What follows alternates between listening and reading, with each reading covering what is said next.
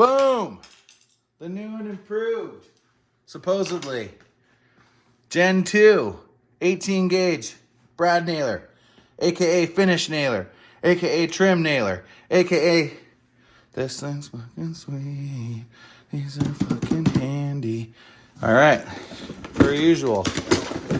Oh, Milwaukee cheaping out on the glue, huh? Making it actually possible to open these up without a saw. Fill these out, you might actually win. I've said it before, I'll say it again. I won a t-shirt one time. Woohoo. That t-shirt is in the bottom of my junk drawer currently. See ya, box. See ya. See ya. Oh, weird. Cardboard. Cardboard. Cardboard. Oh, baby. So, we have several of these electronic battery-operated brad nailers in the DeWalt variety at work. I own a window installation company up here in the old mountains. And we do a lot of remods. And these are super duper handy time. And reason for that is, then, you know, windows have weird little wood stops on them and all kinds of stupid stuff. And oh, weird, there's three different things. I'll have to see what that's all about. But interesting. Let's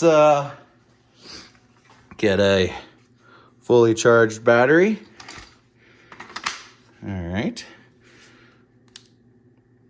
Power on. Let's see, does this one default to the single punch also? It does. That's okay.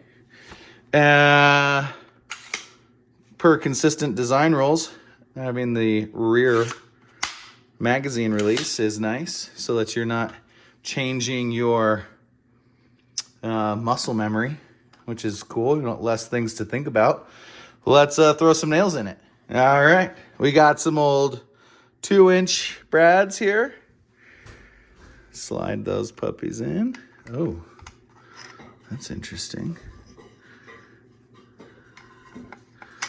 Hi, pup dog. No, don't take that. Oh, she's stealing stuff from my garage. Cool. Took a full rack nicely. And we got some material here. Let's go thick side. And we're on continuous mode. And take off. Woo! Nice. Okay, what setting are we at on our depth scale here? We are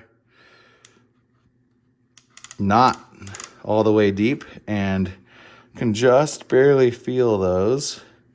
So that was about 4 clicks out from all the way. Let's try that again. Oh yeah, now those are sunk in there. Here you can see. Oh yeah, see those are the first 2. Right there, and those are the second 2. And yeah, we're going all the way through. Yeah, pretty normal with brad nails. They kind of whew on you when you're not paying attention. So look out. Let's dial that back. Couple clicks. 3 clicks. Oh yeah, still getting all the way through. Oh yeah. One more. Oh yeah. One more. Oh, there we go. That's what you're looking for, right about there. Maybe 1 click deeper. So if I just hold the trigger. Rambo! Very consistent. All those are very consistent. And that's what you're looking for, consistency. That is nice. Instantaneous gratification. I like it. Lots of these little bumper deals on here. Pretty cool. You know, on the back too. Sweet. Success. I like it. Much better than the DeWalt for sure. Just for fun. What are we? What are we taking here? We're taking 5/8 to 2 1/8. So we're almost just maxing it out. So 2 1/8 is the max length for this electronic brad nailer. Well, hope you enjoyed that one. I enjoyed unboxing it. I'm going to enjoy using it even more because Milwaukee's good and DeWalt's not for most things. Unless you're talking about the multi-tool, zing tool, wiggle saw, whatever, then the DeWalt one's better. And the Milwaukee one kind of sucks. All right, guys, bye. Hey, so real quick, I was about to publish this and then I realized there was something very important I needed to talk about with the brad nailer here, which is, and I didn't think about this until after the fact, but I noticed there's no firing pin markings on this, which is, that's nice. So like if you're dealing with really expensive material or something that's going to be like right in your client's face all the time, you're not getting that weird little T mark from the firing pin that you get on some of the other guns out there, mainly the yellow ones I've noticed. Again, talking shit about old yellow. But yeah, that's a big thing to point out, is that you're really only seeing the nail hole. You're not seeing any firing pin markings on here or marks from the indicator. Some of these indicators can be really tough. And if you're dealing with, softer stuff, you can get a little indentation from it. And I'm not seeing that at all. I mean, this is just, I think a ripped down 2x6 or something, but still, that's no firing pin markings. Even on that one, which I had the depth gauge on fully the deepest, no firing pin marking, which is cool. Even on my nicer DeWalt air gun brad nailer, you get a little bit of a mark, and I bought that gun like a year ago. So, yeah, maybe let's show that. Hold on one sec. All right, so here is my pneumatic, fairly new, about a year old DeWalt that I got. And this is a pretty standard one. I mean, it's nothing super fancy, but I think this is kind of the old industry normal here. And what you'll see is, look how small the little indicator head is compared to that monster. So, I mean, when you're pushing on something and you really need to get that angle super fine, you're just talking about PSI really with how big this little head is. And, as I look at this more and more, what I'm noticing is you're not getting very much slop here, which as these guns wear out, you'll get more and more slop with the indicator relative to where the firing pin is. So that's definitely a good thing that it's nice and tight from the factory. And then that's just for safety's sake. So this one, this gun's barely been used because they don't really use the pneumatic anymore. Look how sloppy that is. So that's just going to make you end up pushing harder on this little tip, which is going to put a little indentation.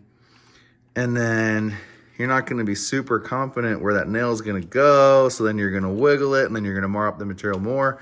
But anyways, that's beside the point. So another point for the Milwaukee on the indicator tip being kind of fatter, softer, and tighter. So we've got this pretty much set to max.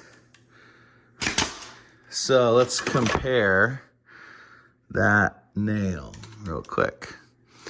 Yeah, see how much more it marked it up? It kind of put like a little rectangle in there from the firing pin. Yeah, you see that? See how it's kind of rectangular?